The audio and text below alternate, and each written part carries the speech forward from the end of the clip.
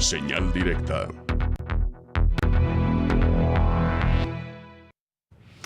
El feminicidio, causas y consecuencias, el tema que el maestro Alfonso Partida Caballero escogió para la audiencia de Señal Informativa.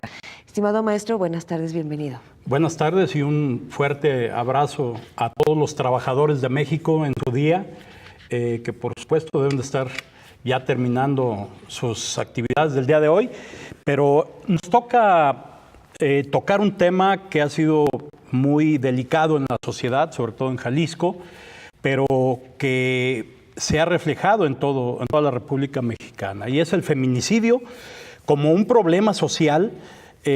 Nace como una desviación de conductas lesivas contra la mujer en la familia, en la sociedad, en el trabajo, en las escuelas, en la calle, pero sobre todo en la convivencia de una sociedad machista y violenta que ahora se quiere resolver con el derecho penal únicamente. Esto es con castigo, lo que ha resultado un verdadero fiasco y ha resultado contraproducente. Incluye una amplia variedad de abusos verbales, físicos, tales como la violación, la tortura, la esclavitud sexual, la discriminación y la violencia de género, que suelen ser acompañados por un conjunto de acciones de extrema violencia y contenido deshumanizante, como torturas, mutilaciones, quemaduras, ensanchamientos y contra mujeres, además en todas las edades, como niñas, como jóvenes y por supuesto como maduras. El concepto define un acto de máxima gravedad. En un contexto cultural e institucional que incluye una amplia variedad de abusos. Y aquí también tenemos que sumarle los abusos verbales y físicos. Pero, ¿cómo se define el feminicidio? Se define como una modalidad del homicidio y que son las privaciones de la vida de las mujeres. Esto es el asesinato por hombres motivados por motivos de odio, de desprecio, de placer, de sentido de posesión hacia las mujeres. Esta situación es muy preocupante porque todo se quiere resolver a través del castigo penal, cuando ya lo vimos que es un problema de tipo social, de tipo familiar, de tipo de convivencia. Y entonces aquí viene un verdadero problema y un galimatías, porque es un homicidio en estricto sentido, es un homicidio que tiene como modalidad este nombre. Y en la definición criminológica, la precisión y adaptación del feminicidio a los contextos de la teoría del delito es muy discutida. ¿Por qué? Porque mientras que especialistas cuestionan en centrar el problema del crecimiento de los asesinatos en Jalisco y en México a los crímenes de mujeres, la verdad es que más del 70% de los homicidios que se cometen son sobre jóvenes menores de 40 años y solo el 10% de mujeres, que por supuesto es bastante reprochable. No podemos dejar de tomar en cuenta que el bien jurídico protegido es la vida, pero no solamente la vida de las mujeres, sino de todos. El crecimiento más desorbitante lo han tenido los jóvenes y no existe un jovenicidio. Y se cuestiona al Estado solo por centrar en un estrato social el problema. No que no se deba de atender, pero que no sea el único. El establecer el feminicidio como una modalidad más del homicidio le han complicado la vida a las fiscalías, al Poder Judicial, a las policías para investigar y prevenir, disuadir este reprochable acto social.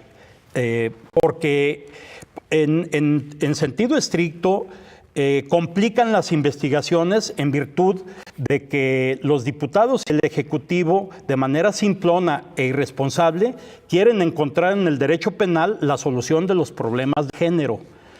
Hacerlo así es atacar solamente las consecuencias y dejar atrás las causas. Y por supuesto, el resultado ha sido catastrófico. Nadie en Jalisco ha sido, en este caso, sancionado por el delito de feminicidio. Hay 3 o 4 feminicidios que han estado investigándose, pero que se han dejado de largo. Pero para los políticos, todas las muertes de mujeres son feminicidios, lo que es un verdadero error, y trataré de explicarlo. En este caso, los políticos le echan la culpa al sistema penal, lo que no puede resolver con políticas públicas, con políticas sociales y con la prevención, con la disuasión. Pues claro que no lo van a resolver con las fiscalías, con las policías y con el Poder Judicial. Siguen aplicando medidas equivocadas y han complicado el tratamiento del problema.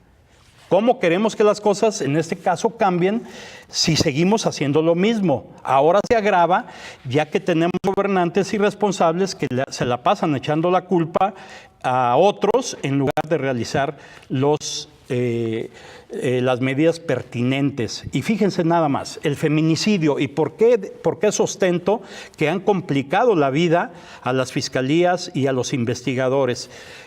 Ahora el feminicidio está en el artículo 232 bis del Código Penal y dice que se impondrá de 40 a 70 años de prisión. Dígame usted si esto de crecer las penas es lo que va a resolver el problema de una situación social. Porque la diferencia con el homicidio, que tiene como máximo 45 años de prisión, digo que fueran 40, que fueran 35, pero que tuvieran eficacia en este sentido. Y fíjate, comete el delito de feminicidio quien prive de la vida a una mujer por razones de género. Ya tenemos el primer problema. Los investigadores todavía no les queda claro, y menos al fiscal, qué son las razones de género. No lo entienden, no entienden que no lo van a resolver con estas juntas que están realizando, como la que hicieron el día de ayer, con policías bien uniformados, con políticos bien trajeados, y que a final de cuentas no hay una sola solución coherente. Y entonces comete el delito de feminicidio quien prive a la vida por razones de género. Imagínate investigar algo que no conoces. Se considera que existen razones de género cuando concurran algunas de las siguientes circunstancias. Cuando exista o haya existido el activo o la víctima una relación de parentesco. Con ese simple hecho de un padre a un hijo, a una hija, perdón, de un esposo a una pareja, o por consanguinidad o afinidad de matrimonio, concubinato, sociedad de convivencia, noviazgo, amistad o cualquier otra relación. Esto trae como consecuencia que en la fiscalía tengan que centrarse en esta circunstancia para poder demostrar todo esto, cuando lo más fácil del mundo es demostrar la privación de la vida de una persona. Y con esto tendríamos la situación penal medianamente resuelta. También dice el Código Penal que cuando existan o hayan existido entre el activo y la víctima una relación laboral, docente o cualquier otra que implique confianza, subordinación o superioridad.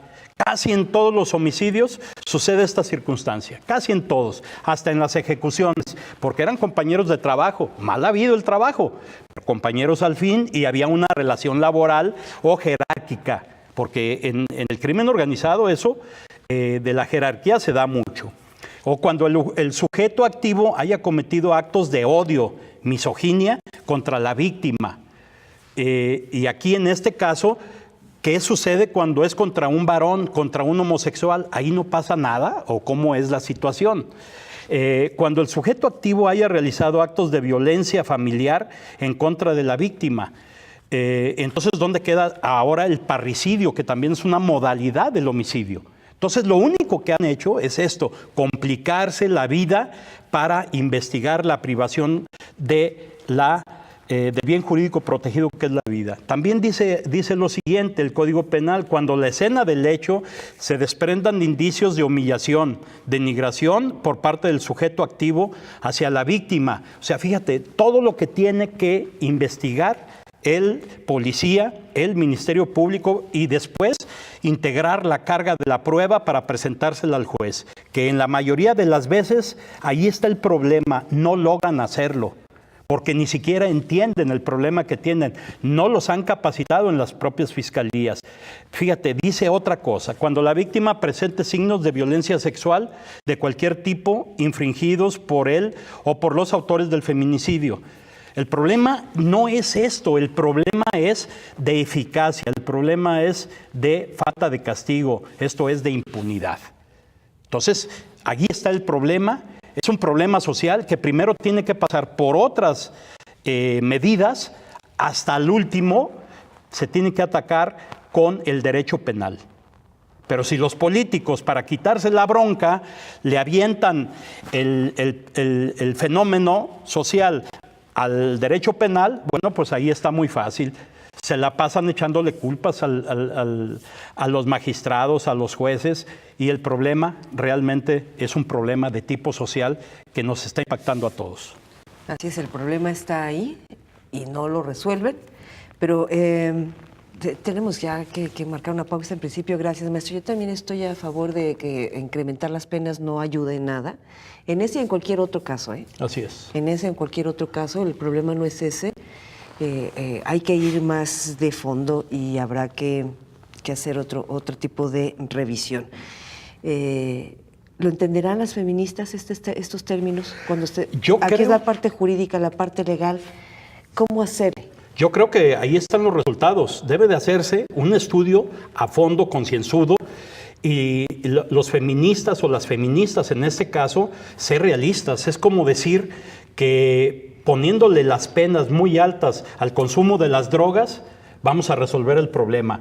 Después de casi 100 años de prohibición de este tipo de conductas, lo único que hemos traído es más violencia y más ineficacia e inoperancia de las instituciones que son creadas para esto, y nos cuestan millones de pesos. Bien. Maestro, muchas gracias.